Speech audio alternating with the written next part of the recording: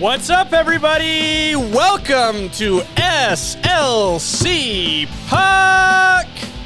I'm your host, Austin Facer. It's a delight to be with you guys here today. It's Wednesday, June 26th. We're here in the evening. I'll be posting this podcast shortly, so you might be enjoying it on Thursday.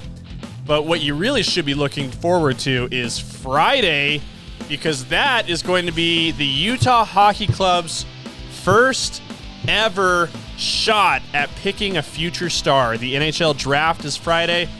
That'll be live from the City of Sin, Las Vegas, Nevada. You know, that big, weird sphere building. That's where they're going to have the draft. It looks cool as hell on the inside. The LED sort of experience they have, it sort of just goes all around. It's going to be cool as hell. I think that's going to be a lot of fun to watch. Those of us who are not going to be partaking in sinful behavior in Las Vegas, we're going to be in the City of Angels, the City of Dreams, Salt Lake City, Utah, watching the NHL Draft Party at the Delta Center. I'll be there, and if you see me there, if you recognize me, feel free to come say hi. Say, what's up, Austin? Love the show. You're cool, dude. Like, I would love to hear that. So, please go ahead and say hi if you see me. But in any case, I'll be tweeting there, posting videos on social media. You can follow me on social at SLC Puck. By the way, I'm sorry for those of you watching this on YouTube. I can tell it's a little glitchy right now in the recording, but we're just going to push through, do it anyway. You can also get the podcast in audio form on Apple and Spotify, all that good stuff. So like, comment, subscribe, all that. But, draft on Friday, and I think that's what we're going to spend the majority of the time we have today talking about that. But I want to raise the stakes for you guys. I want to really give you something to watch for that's going to put you on the edge of your seats, okay? Something that's going to make your heart race as soon as Utah gets on the clock to pick their first rounder at 6th overall.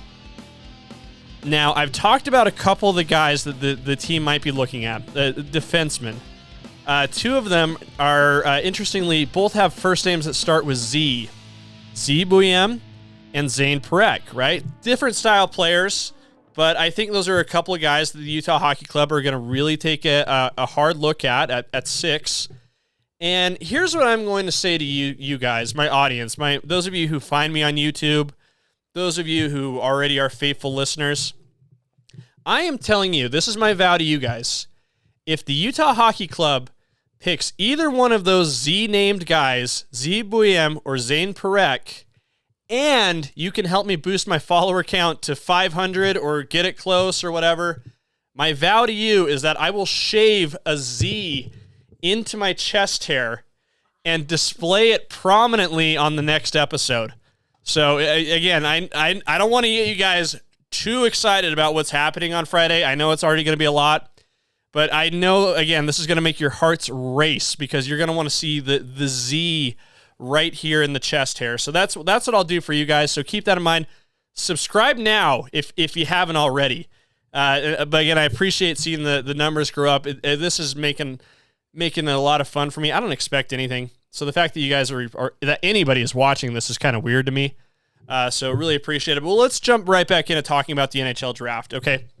So Friday, it's coming up. And as we're talking right now, the NBA draft is going on. I think the Jazz just picked a guy named Cody Williams from University of Colorado with their 10th overall pick. So drafts are aplenty here in Utah, right? I think they're having a draft party at the Delta Center right now as well. But I think those of us who are new to hockey here in Utah are probably coming into this thinking that the NHL draft is similar to the NBA draft, right? And on the surface, it might seem like that, right? These are young kids. Every team takes a turn picking a guy. There's rounds. They go in order. This is a dream come true for these guys. They're becoming professional hockey players. Those are the commonalities. Those are the common denominators between the NBA and the NHL draft for sure. But and this is where I'm going to educate you guys a little bit. The guys who get picked probably won't wear a Utah Hockey Club uniform next year. the guy who gets picked at 6 overall, there's a really decent chance he won't be on the ice at the Delta Center for at least a year or two. And I'll explain why. There's an even better chance that a lot of the guys who get picked by the Utah Hockey Club, and there's going to be a few guys that get their names called and get introduced as, draft picks by the Utah Hockey Club. Utah Hockey Club has 13 picks in this draft. That's the most in the NHL. So you're going to hear that name called a lot, right? They're going to give out a lot of hats at the draft for sure.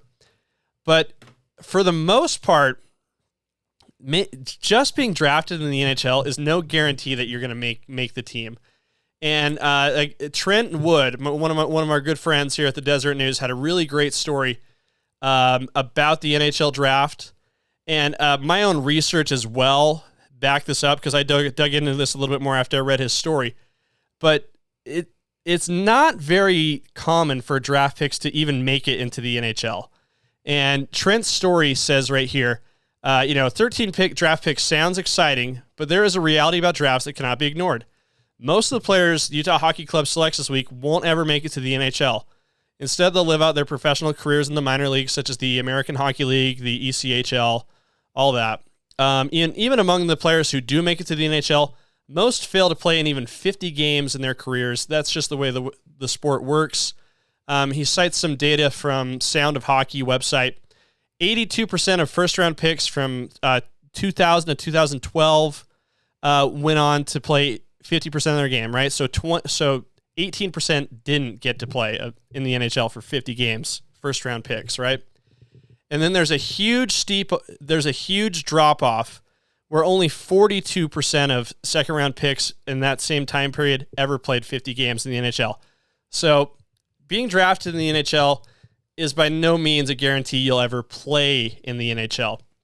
And I dug into this a little bit further to see if this was the case for the Arizona Coyotes and their recent draft picks, and it seems to be. And again, this is going to be maybe remedial to a lot of you guys who already know hockey. Maybe some of you will find this interesting. You maybe suspected it but didn't know it. But I was looking at the last few years of Arizona Coyotes draft picks, and I started in 2020. And that was the year that general manager Bill Armstrong took the reins at that position. Again, first draft was 2020. Interestingly, in that draft, they didn't have a pick until the 4th round, right? So they didn't select a player until the 111th overall selection. They ended up drafting a guy named Mitchell Miller, who was in the news for some crazy stuff. I'm not going to get into that, but he's never going to play in the NHL.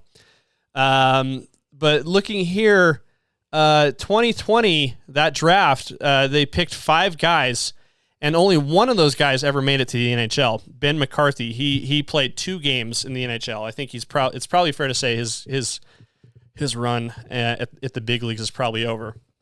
The next year, 2021, a little bit more interesting for the Arizona Coyotes. They picked Dylan Guenther at 9th overall. Obviously, he kind of had a breakout year last year, played more than ever. He's played 78 games in the league already, and he's amassed 50 points on 24 goals and 26 assists. So he's been a success story, and those numbers are only going to get bigger because he's going to be a part of the Utah Hockey Club's future for the next little bit, foreseeable future.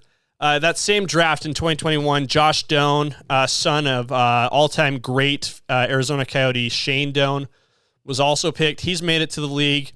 He's played in 11 games. I think he has a chance to make the team. We'll probably see him at the Delta Center a few times. We might see him back and forth going to the American Hockey League as well as he continues to develop. But another pick in 2021 draft who's made it to the team and been an effective player is J.J. Moser, defenseman. I believe he's the youngest defenseman that suited up for the Arizona Coyotes last year. He's a restricted free agent right now, but I think they're probably going to bring him back. He's played 205 games, so he's been the biggest success story thus far. I think it's safe to say in terms of games played under Bill Armstrong. But again, one other guy, Emil Lieberg, he's played 37 games. So just to go over that, 2020, only one of the 5 guys ever played in the NHL. 2021, only 4 of the 9 draft picks that played in the NHL. 2022, there's a big drop off here, and I think a lot of these guys are still in their development, trying to work their way towards the league. So we can't say there's the final numbers quite yet. But only 2 of the 10 Arizona Coyotes draft picks have made the league. Most notably, Logan Cooley, who was the 3rd overall pick that year. He's played 82 games. He's going to be a future star for the Utah Hockey Club. And the only other guy from that draft class for the Arizona Coyotes who's played is a guy named Maximilian Zuber, who played in 1 game for the Coyotes. So, again, just because you're drafted, it's no guarantee you're going to play in the NHL. And that's very prevalent as well. Looking at last year's draft class for the Arizona Coyotes, they haven't had it. They had 12 selections, and not a single one of them has played a game in the NHL thus far. They had 2 first-round picks, Dmitry Simasev. I hope that's how you say it. Again, this is a nightmare. All these names are so hard to say, and this is not a strong suit of mine. So apologies, Dmitry. Don't come find me and knock on my door. And if you do come find me, knock on my door, teach me how to say your name first, but also let me apologize. And then their other first-round pick was a guy named Daniil Butt, which is 1 T. So, it's not Butt with 2 T's, which would be perverse. But they're both in the Russian Hockey League right now, the KHL. They're yet to make the jump across the sea and into the NHL. So that's just something to keep in mind, right? I know there's a lot of excitement. Again, we talked about guys like Sam Dickinson.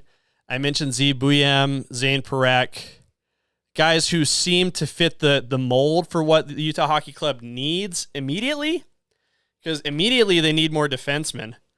But it just doesn't seem like, to me, we can plan to see any of these guys suiting up for the team next year. I think I think there's going to be a lot of development.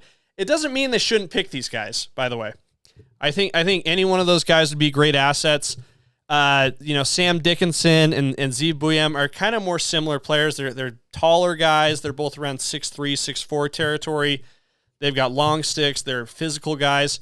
I personally, as I've dug into this a little bit more and done a little bit more research on maybe who's going to be available at 6, because we all know who's going to be the first overall pick. It's going to be Macklin Celebrini. He's going to go to the San Jose Sharks. And then after that, it's kind of wide open. But I think the thought is that these 3 guys are going to be available to be picked by the Utah Hockey Club. Again, Sam Dickinson, ZBum, and Zane Parekh. And you wonder, do they want to do more of the same, like big body defensemen? That seems to be like a trend that Bill Armstrong's kind of been into. Obviously, as I dug more into Dmitry Simasev, again, I'm sorry I say your name wrong, he's a big guy. His progressions come a long way. Another guy that was a first-round pick in 2022 who has grown tremendously in his development has been Maverick Lamoureux. They had a really nice article on him in The Athletic that I read today. So big defenseman has been a trend for the Utah Hockey Club's management under Bill Armstrong.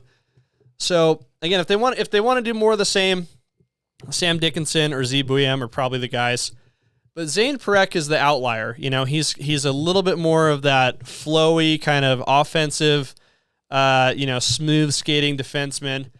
Is it nice to have a variety of options at defense? I think maybe. I think that's something that would be considered. I don't know if you want to have 6 guys of the exact same archetype at the blue line, but maybe you do. I don't know. I don't run the freaking team, but I think it would probably be interesting to have a guy like Parekh at the blue line. But you also got to keep in mind ZBum was the highest scoring defenseman in NCAA freshman history or something like. He lit it up as a freshman at Denver University last year. He set all kinds of freshman defensive scoring records. He's a guy who I think could add a lot to the team when he eventually makes it up, and someone that people would really like. And here's what I'll tell you about ZBum. The NHL Combine, a lot like the other combines in the other leagues, they test these guys' strength, agility. They do like an IQ test, all that kind of stuff. ZBum was the leading pull-up guy among all prospects at the combine. Do you have a guess how? I mean, let me ask you guys as an audience: How many pull-ups do you think you could do? And I'll tell you what I honestly think. And I've been going to the gym like pretty regularly for the last year, so I'm stronger than ever. I think I could maybe on a good day do 5 or 6 pull-ups. Pull-ups are really hard. ZBum did 16 pull-ups at the NHL Combine. 16 I don't think I could. 16 sit-ups is hard enough. 16 push-ups, that's very hard. Pull-ups, crazy. And this guy's like 6'3", like 200 pounds. That's a long way to lift a lot of weight, and he did it 16 times. Pretty cool. I don't know. Something to look for. The Z is cool. Again, if you're watching the NHL Draft, I know your heart's going to be racing out of your chest when Utah gets at 6, and those guys, one or both of those guys are available, because I know you're going to want to see me shave a Z into my chest hair, and I hope to do that. So yeah, but you got to help me out too. Subscribe to the show. Okay. But moving on, there's a lot of stuff to talk about. This is really where things heat up in terms of team building. The club, we're just going to call them the club first to make it short. They announced they brought back a couple of their restricted free agents. Liam O'Brien, who rocked the mic at the welcome party. Spicy Tuna, had everybody most of those people had never heard of this guy. But within 30 seconds of him taking the mic in front of 10,000 people, they were all chanting his nickname. And I thought to myself at the time, I didn't realize, when I learned that he was a restricted free agent and wasn't technically on the roster at that point, my thought was he's auditioning for his job right now on the mic. He wants to get some fan support behind him. And did that work? I would wager to say yes, it probably did a little bit. But he'll be coming back. I think he signed a 3-year deal, about $1 million a pop for each year of his service that we can expect here at the Utah Hockey Club.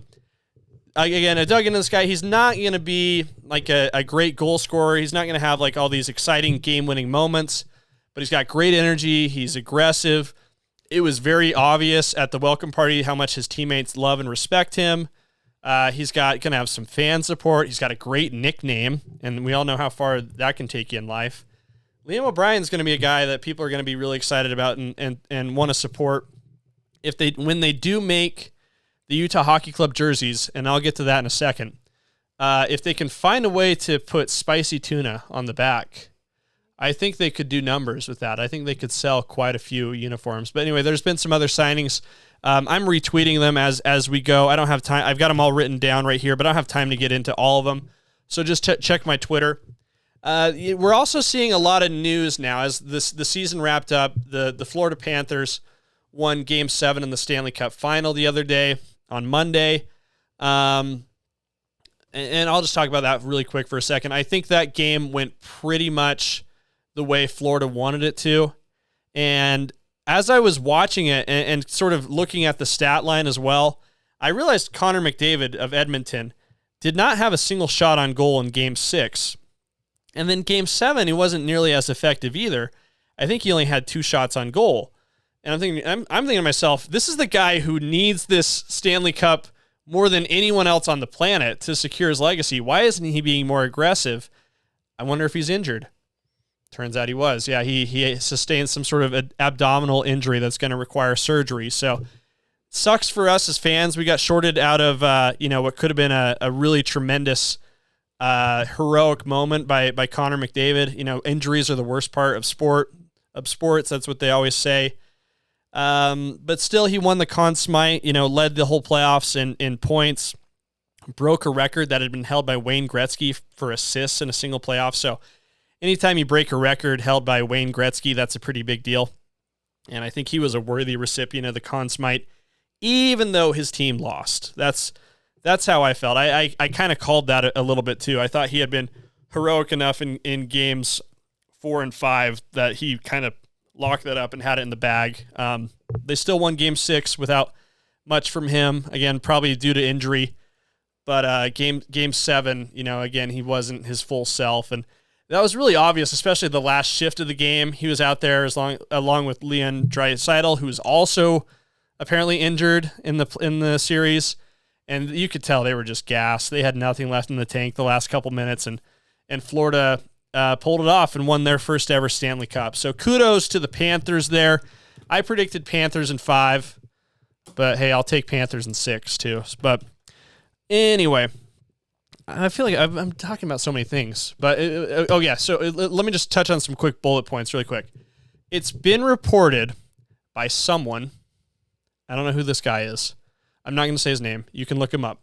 But someone on Twitter is reporting that the Toronto Maple Leafs have reached an agreement with the Utah Hockey Club to send Mitch Marner to the team for like a trove of prospects and picks, including Cooley, maybe Gunther. And I'll just tell you guys right now, that's not true. The guy who said this on Twitter is like totally pulling this out of his ass. It's absolute horseshit. Don't believe it. That's all I'm going to say about that. But you're going to see like, it's just so funny to see like, I don't know if the NHL has like a Adrian Wojnarowski or a Shams Charania. I'm sure I'm saying that name wrong. Again, I don't say names right all the time. Forgive me. But, you got to believe the credible newsbreakers here in the sports media world. The person who reported this is not a credible newsmaker, so ignore it. I'm not going to talk anymore about that. But the other kind of cool hockey news, and if you're like a jersey geek like me and a branding geek, I mean, I've talked so much about the branding of this team. I predict that there's going to be called the Utah Yeti when that name gets announced. Who knows when that'll be? I think it could be soon. Maybe it won't be. Wouldn't it be interesting if they announced it on Friday as kind of a big surprise? The voting's closed, so it's over. It's been they're counting the ballots right now. If you want outlaws, now is the time to storm the Capitol, so to speak, and stop the steal. Is that what we should do at the Delta Center if they try to announce that the Yeti or the Venom? Oh God, if they announce the Venom as the winner of the fan vote, this sham election, I will storm the Capitol, so to speak, in outlaw horns, with furious anger and rage, and I will be again just stealing podiums. Screaming, stop the steal, all that stuff. It's going to be Yeti. I'm pretty sure it is. I've got a really strong feeling about that. But in branding news, the NHL rolled out like what their uniforms are going to look like. They have a new uniform supplier. It's going to be Fanatics. There's going to be the Fanatics flag on the back. It's going to replace the Adidas logo. I was nervous about this at first because my impression of Fanatics was that they were kind of like a shipshod operation, that they didn't really, care about their product very well. And that I wasn't wrong, because the Major League Baseball uniforms this year have been horrific, and Fanatics has had a part to play in that. But the reporting on this has been really cool, and the story was just kind of Fanatics has owned up to a lot of their mistakes they made with Major League Baseball, and they've gotten the hockey jerseys right. Apparently they're really nice quality. They're pretty thick. Everything's stitched on. It looks good. All these every complaint that people have about the Major League Baseball uniforms have been rectified and remedied in the hockey uniforms. And I think it's going to be really fun to see. I don't think we're going to see Utah Hockey Club jerseys for sale until the spring, maybe, if we're lucky, just because this all came together so quickly. There were some notes on that in the Who's What's in a report that I tweeted out. I think it was done by The Athletic on the new uniforms. They said, this all came together in Utah so fast that they've had a lot of sleepless nights trying to figure out how to get merchandise to the fans. But I think I don't know when we'll get that.